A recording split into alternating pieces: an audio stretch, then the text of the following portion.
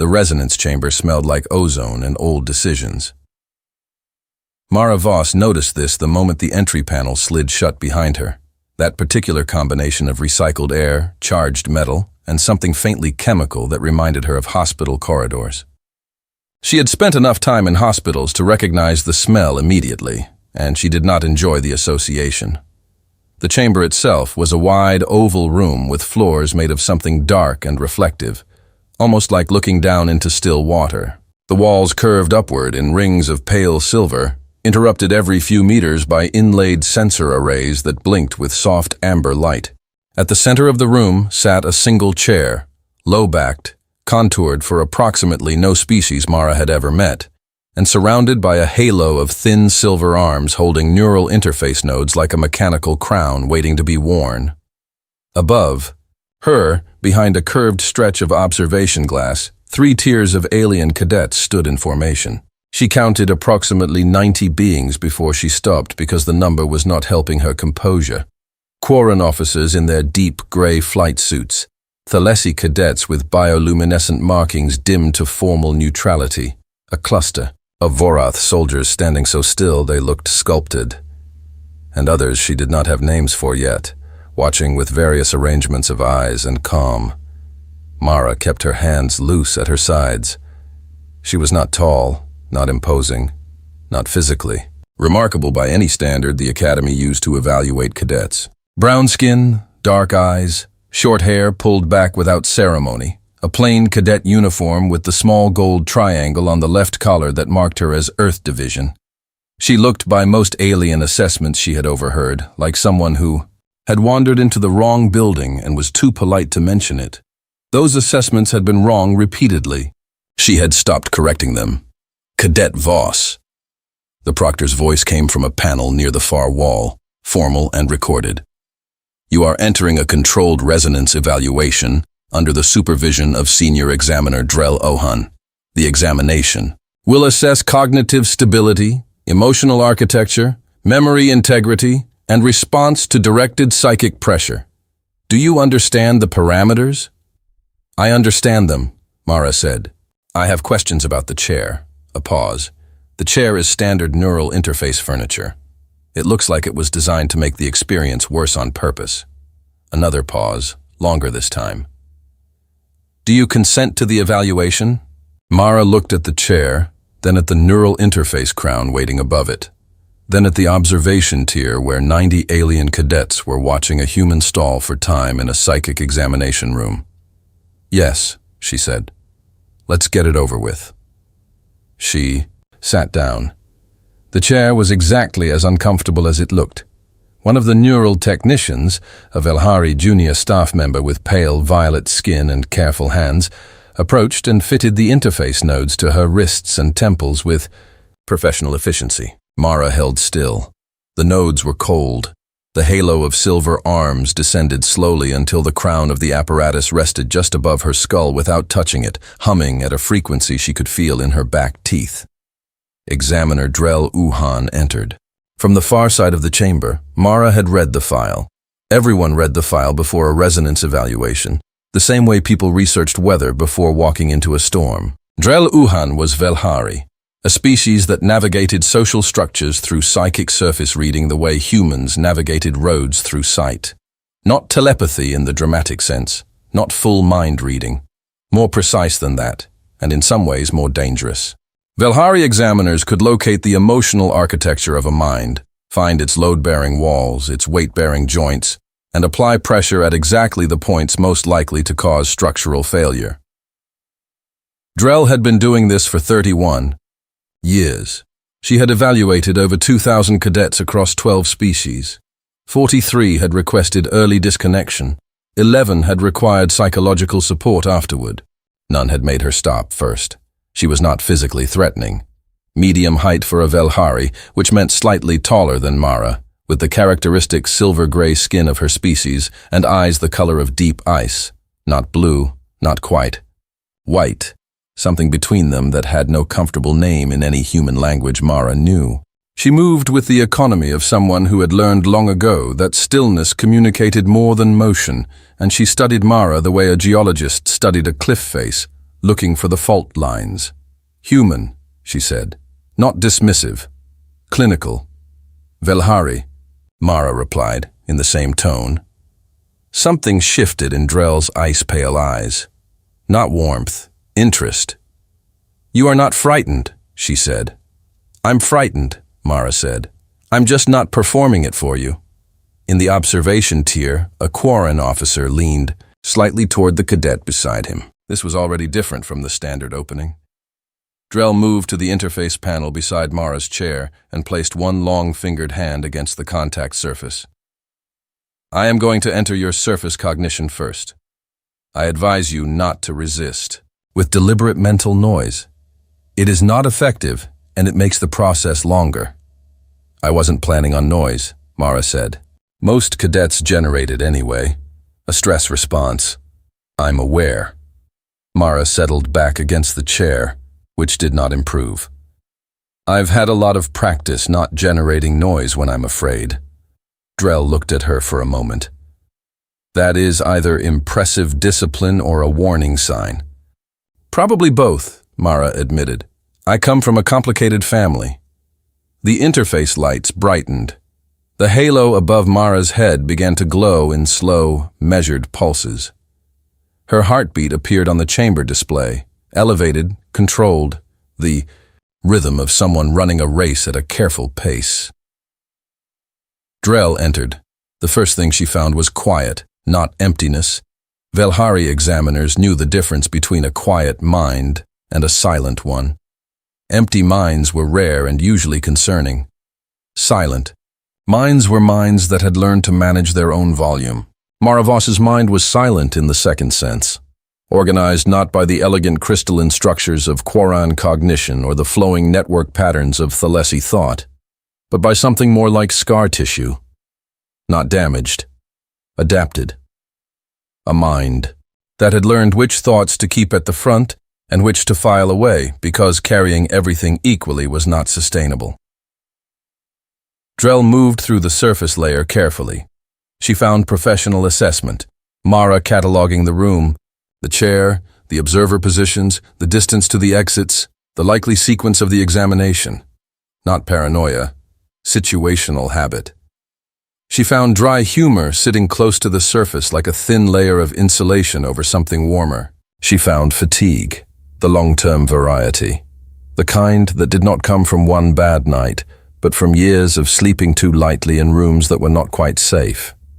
She found competence, not arrogance, not pride, just a quiet and accurate understanding of her own capabilities that had been tested often enough to be reliable. And underneath all of that, she found grief. It was not hidden. That was the first strange thing. Mara had not locked it away behind any of the standard defensive structures Drel was accustomed to finding. It was simply present, sitting in the emotional architecture the way a support beam sat in a wall. Visible if you looked, load-bearing, not a secret. Drel moved toward it. The grief had a shape, a younger face, male, similar features to Mara's, a few years younger. A name Mara thought in a particular way that carried the full weight of absence. Eli. A memory of a training simulation gone wrong, an emergency that had become real too. Quickly, a decision made in the dark with incomplete information and then nothing, and then a notification. And then a funeral on a planet she had not been allowed to leave the academy to attend because the logistics had not resolved in time. Drel pressed. In most cadets, this pressure produced collapse. Shame flooding in, guilt cracking the foundation, the cadet's sense of self-worth destabilizing as the examiner demonstrated that the grief was a wound that had not healed correctly. Mara did not collapse. She breathed. Drel could feel it even inside the link. A slow and deliberate breath. And then she held the grief the way someone held something heavy they had carried long enough to know exactly how much it weighed. Inside the link, her voice reached Drel without dramatic projection. Quiet and clear. I know you found him, she said. You can look. I'm not going to stop you. Drel had not expected permission. You are not protecting it. No. Most cadets protect their deepest grief reflexively. I know. A pause. I used to. I spent about 8 months trying to wall it off after. It didn't work. The wall kept falling down and I kept rebuilding it and it just... Another breath. It was exhausting. And it didn't change what happened. So I stopped. And now? Now it's just part of the architecture. Mara's mental voice was matter-of-fact in the way of someone stating a structural truth.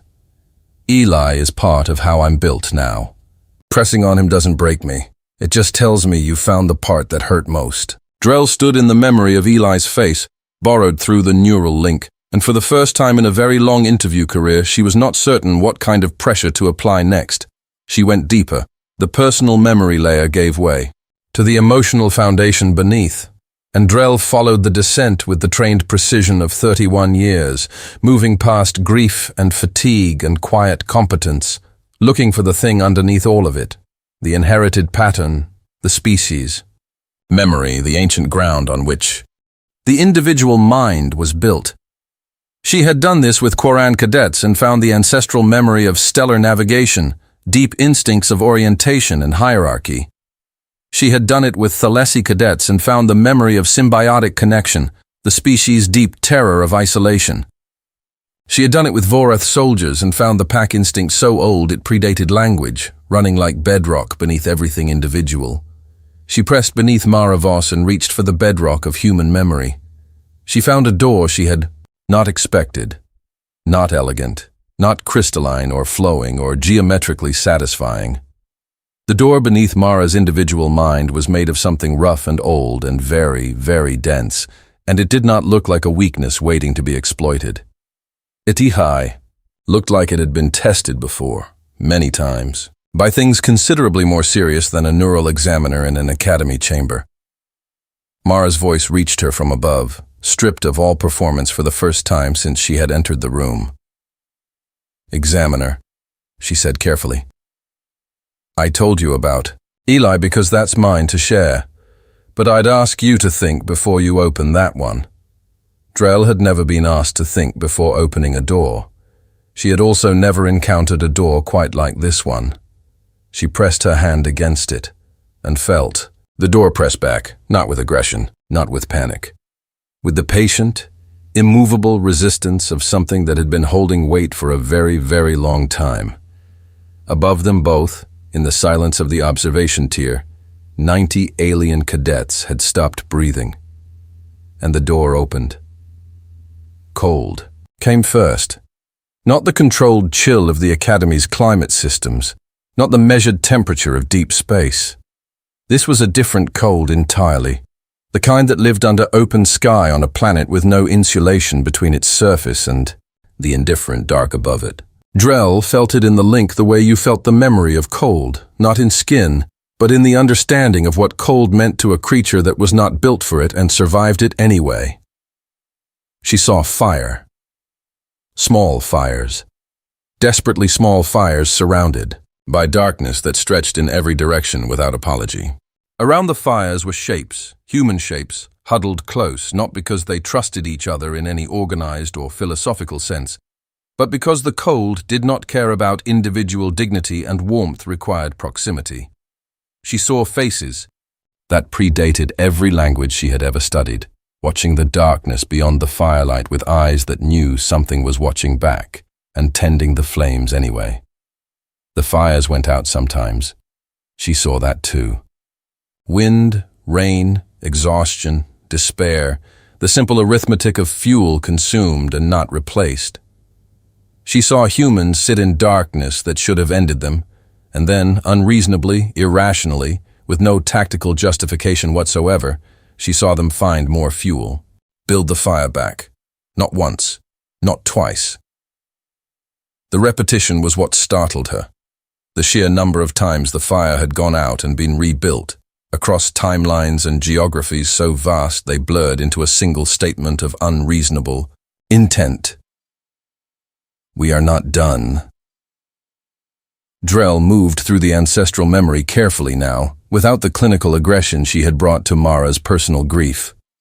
Something in the texture of this layer demanded more care.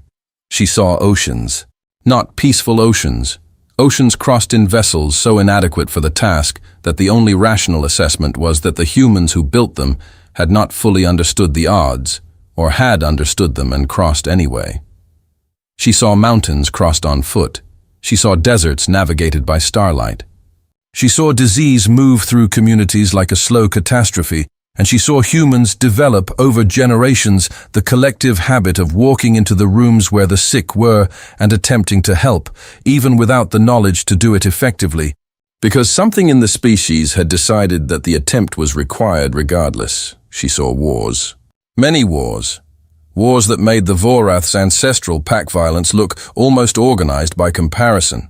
Humans fighting other humans with a thoroughness that should have been final, that had come close to final on multiple occasions, that had produced craters and ruins and silences where cities used to be, and then she saw them build the cities again. Drel had entered the lair expecting the darkness. Every species had darkness in its ancestral memory. The Quoran had their extinction events. The Thalessi had their symbiont collapse. The Velhari, Drel's own people, had the memory of a civil war so complete it had reduced them from a civilization of hundreds of millions to a scattered population that had rebuilt from 40,000 survivors. She had expected to find human darkness and use it as a lever. What she had not expected was that the darkness and the rebuilding were not separate events in human ancestral memory. They were not a sequence, catastrophe, then recovery, as two distinct chapters. They were layered into each other, braided so deeply that the human psyche had apparently lost the ability to fully conceive of collapse without simultaneously processing the question of what happened next. They did not experience disaster and then later decide to continue. They experienced disaster as the beginning of continuation. The fire going out was not the end of the story. The fire going out was apparently just the part of the story where you had to pay closer attention. Drel stood in the ancestral layer of Mara Voss's mind, surrounded by 10,000 years of unreasonable human persistence, and did what she had, not done since her second year as a junior examiner. She stopped. Mara's voice found her in the dark, quiet and without triumph. "Are you all right?" The question was so unexpected that Drel took a moment to locate her professional equilibrium. "I am conducting an evaluation." "I know. You also haven't moved in about 40 seconds and your presence in the link feels—" A pause as Mara searched for the word. "Still, that's different from before." "I am reassessing. That's fine." Mara's mental voice was patient, not smug, patient. "Take whatever time you need." Drel found this more disorienting than any resistance she had encountered. She gathered herself and applied the final portion of the evaluation. The assault, on purpose and identity that had shattered the two most resilient cadets she had ever examined. It was not a pleasant technique. She did not enjoy it. But it was the deepest measure of a soldier's psychic foundation, and she had never failed to apply it once the evaluation had gone this far. She turned the accumulated weight of human history into a question and aimed it directly at Mara's sense of worth.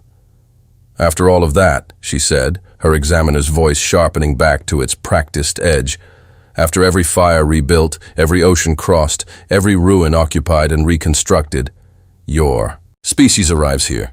One cadet, one evaluation. One small human in a chair that does not fit her, surrounded by species who have been among the stars for centuries, while yours was still burning wood for warmth.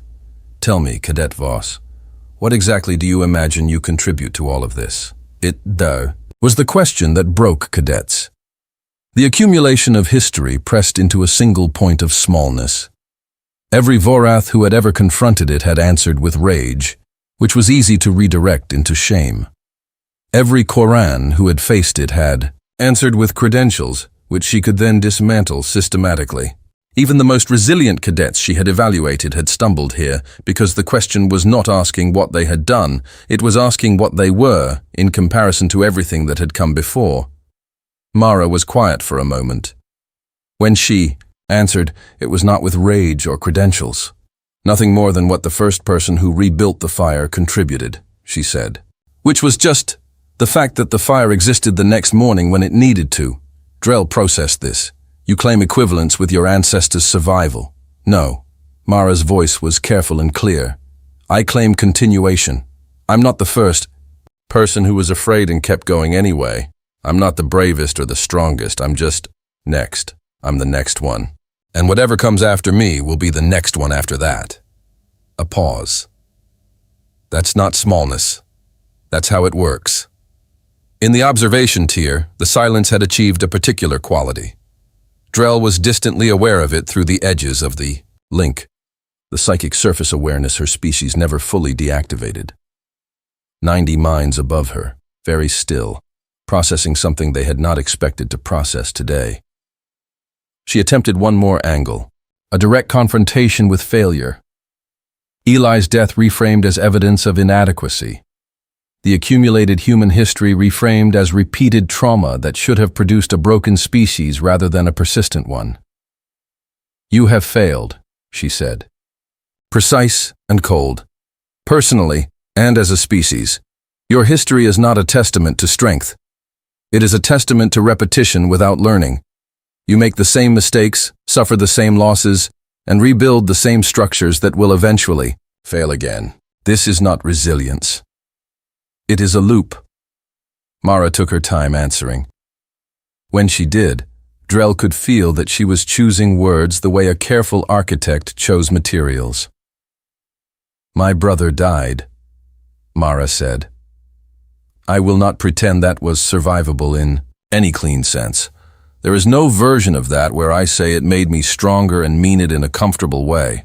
It made me different. It made me someone who knows what 40 seconds of wrong information costs, and who checks twice now, and who— Her voice steadied. Who carries it? Yes. Then I am right. You are defined by failure. I'm defined by what I did afterward. No heat in it, no defensiveness, just a plain statement of how she had organized the information. The failure is real. The loss is real. What I'm telling you is that the failure is not the last entry in the record. She paused. When has it ever been? For us. Drel stood in 10,000 years of human ancestral memory and did not have an answer for that. She withdrew. The withdrawal from a neural evaluation was supposed to be clinical, a staged extraction through cognitive layers, properly documented, closed out with standard post-session observation protocol. Drel completed the withdrawal with professional precision and removed her hand from the interface panel. The halo above Mara's head rose slowly back to its default position. The chamber lights returned to standard levels. Mara sat in the terrible chair and blinked slowly at the ceiling, the way all evaluated cadets did when full external awareness returned. Then she reached up and pressed 2 fingers against her temple as if checking that her head was still correctly attached. Well, she said, to no one in particular. That was the thing. From the observation tier came a voice that silenced the room. Completely Admiral Terran Sol, commander of the Academy's 3rd Division, and a Quoran officer who had, by multiple accounts, never publicly interrupted a resonance evaluation in 42 years of service, leaned forward against the observation. Rail. Examiner Ouhan, he said, in the careful tone of someone asking a question they already suspected the answer to. Your assessment. Drel looked up at the Admiral. Then she looked at the 90 cadets standing in their rows. Then she looked at Mara Voss, who was trying to work a crick out of her neck and either did not notice or was very deliberately not performing any awareness of the magnitude of what had just occurred. Cadet Voss demonstrates complete cognitive stability, Drel said. Emotional architecture, load-bearing, adapted, functional under sustained pressure. Memory integrity, intact. Identity cohesion, exceptional. A pause. Resistance to psychic-y. Intrusion, another pause, longer. This category requires a new classification. The current scale does not adequately describe what I encountered. The chamber was absolutely silent. In 31 years of neural evaluation, Drel continued, in the measured voice she used when she needed to say something that would be in the record permanently, I have never withdrawn from an evaluation because the subject's mind presented something I required more time to understand. She looked at Mara. I am requesting that time. officially. Mara looked up, mildly startled. You want to come back in? I want to study you. Mara appeared to consider this for a moment.